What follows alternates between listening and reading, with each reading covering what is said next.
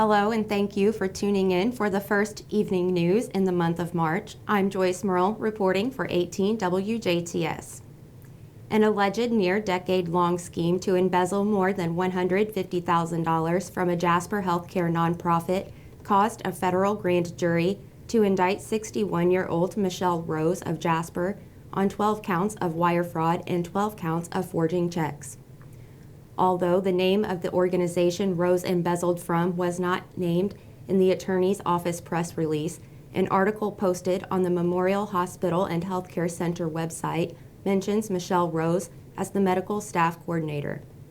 The indictment was unsealed on February 28th following Rose's arrest and initial court appearance. Court documents indicate that Rose served as the medical staff coordinator for the organization for several years. Through her employment, she would occasionally make business-related purchases with personal funds and later be reimbursed by the business upon providing proof of receipt. Michelle Rose allegedly wrote 165 fraudulent reimbursement checks to herself for purchases she never made between March 2011 and December of 2020. Rose leveraged her position to embezzle $153,769 through several misrepresentations for a reimbursement of non-existing expenses by obtaining blank checks from organization leadership. She would write the signed blank checks to herself for various amounts before depositing the funds into her personal bank account.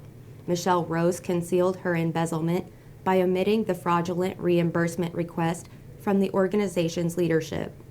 Rose faces up to 30 years imprisonment if convicted and will see a federal district court judge for sentencing. Indictments are merely allegations until defendants are proven guilty beyond a reasonable doubt in a court of law. A third-party call was placed by a law enforcement officer in Illinois to Central Dispatch of the Tell City Police Department on the evening of February 28th. He shared information with local law enforcement indicating that he had contact with a man claiming to be in Tell City, who made indirect and nonspecific comments about a school shooting. Due to reports of this nature being investigated with an abundance of caution, the sectional basketball games being hosted at Tell City Junior-Senior High School were immediately evacuated and postponed. A swift and thorough search of the school by law enforcement yielded no notable concerns. Detectives with the Tell City Police Department immediately located the adult male who initially made the comments and determined that local schools and the community were in no immediate danger. Although secondhand information can become misguided, the department stated that they will always take proactive measures benefiting public safety. They continued to reiterate that there is no cause of concern for the community, schools, or individual citizens. The second game, intended to be played in the Tell City gym prior to its evacuation, will be played between Forest Park and Crawford County on Wednesday, March 1st. Assistance from the public is being sought by Indiana conservation officers in response to a bald eagle being shot and killed in DuBois County. An initial investigation suggests the shooting took place on Saturday, February 25th, in the heavily traveled area of County Road 300 North near the intersection of County Road 175. The eagle was reportedly feeding about 50 yards off the roadway. A reward of up to $500 is possible for information leading to the arrest of a suspect.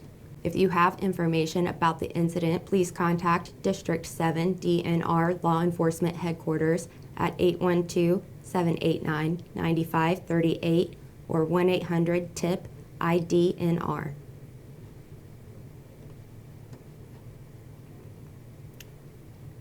Around 8:40 p.m. on February 27th, the Spencer County Sheriff's Office responded to a report of a pedestrian struck by a vehicle in the area of 4th and Vine Streets in Grandview.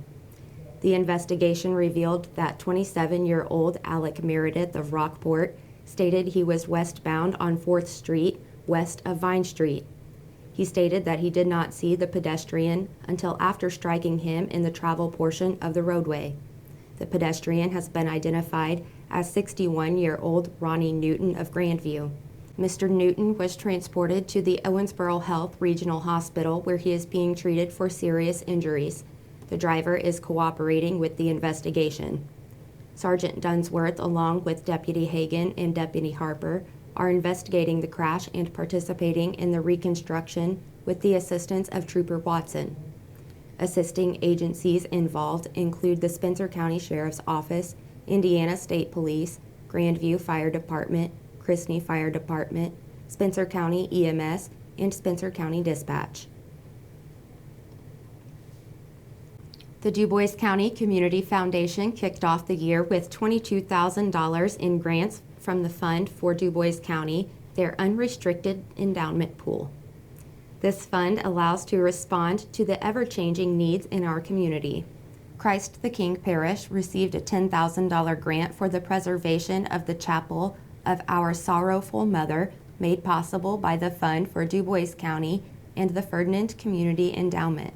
The town of Holland received a $7,000 grant for the Holland Park Shelter House Enhancement Project, made possible by Impact Fund and the Holland Community Endowment.